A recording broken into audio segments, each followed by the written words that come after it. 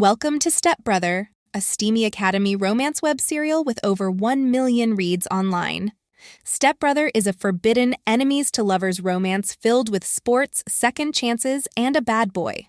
Join Allie and Jace in this spicy romance. We hope you enjoy. Chapter 8. Allie.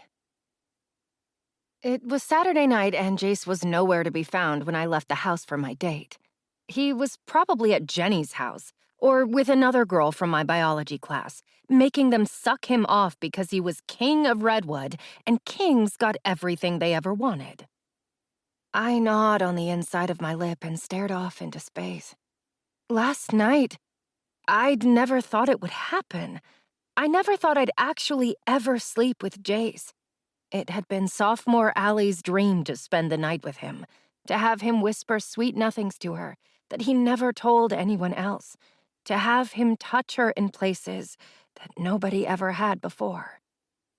But all I'd gotten was a filthy mouth that made me wet and his cum deep inside of me. As if he deserved to come inside of me after leaving me in tears, after I begged him to answer me, wondering why I wasn't enough for him anymore 2 years ago. "Allie?" Jamal said, waving a hand in front of my face. We were parked at the Overlook. The rocks overlooked the Atlantic Ocean, which was how it had gotten its name. This place was busy in the spring and summer, but in the fall and winter, it was almost completely empty. I glanced over at Jamal. "Sorry, I'm just tired," I said, shifting my body so it was turned toward him.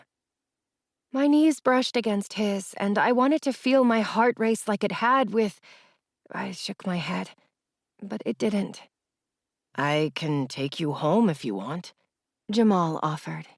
My lips curled into a smile, and I wrapped a knit blanket around my body and leaned into him to snuggle closer. "No, I'm good." I felt so bad about this.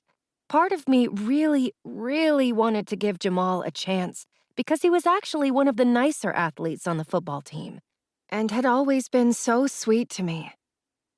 The other half wanted to kiss Jamal, make out with Jamal, have Jamal's hands run all down my body, just to hurt Jace. Jamal stared off into the endless Atlantic Ocean and smiled. "I've been wanting to take you out forever," he said, gently brushing his knuckles against mine. Chills ran down my spine from the wind. "But I wanted to do something a bit more, I don't know, active?" "More active?" I asked, brow arched.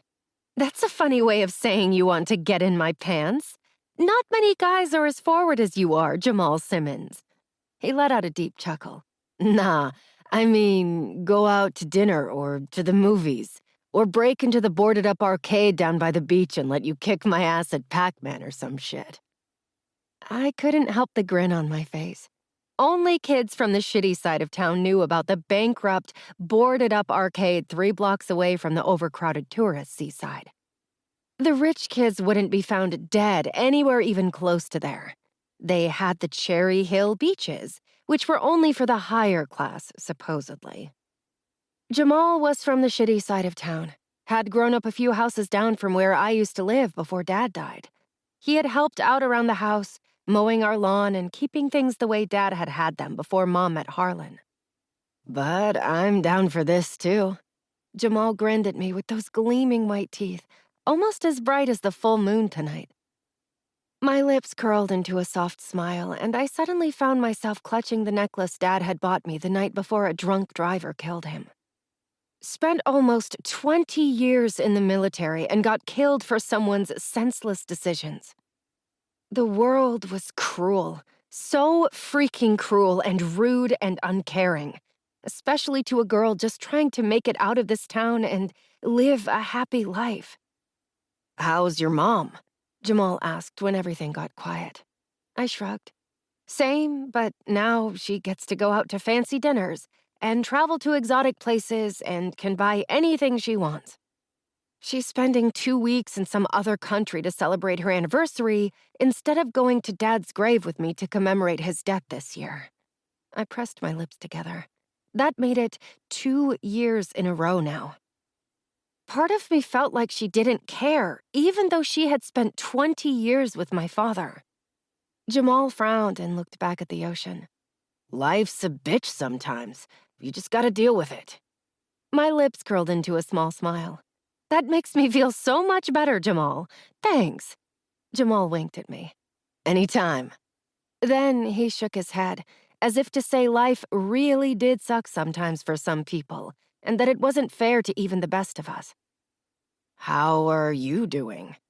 As good as I can be, I said, thinking back to last night.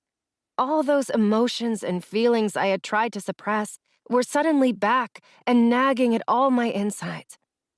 Raw pain and agonizing hurt from wanting something I knew never really was or would ever be mine. Jace fucking Harbor. My phone buzzed and Amani's name popped up on the screen along with the time, 12:04 a.m. I should get back home, I said, standing up and brushing off the dirt from my backside. Jamal stood up and twirled the keys of his nearly broken down 2005 Dodge Neon around his finger. I slid into the passenger side and looked over at him, knowing that I shouldn't have asked him to take me here out of all places. If Jace found out that Jamal and I had hung out in our spot, he'd kill the man. I had a good time tonight, I said with a smile. A really good time. You've reached the end of this episode. Thanks for listening. To get up to 4 weeks additional uncensored content, subscribe to the podcast at reamstories.com/AmeliaRoseAudio. Due to content restrictions, explicit sex scenes will only be available through Ream. But if you'd like to continue listening to my free episodes, make sure to hit the follow button to receive updates.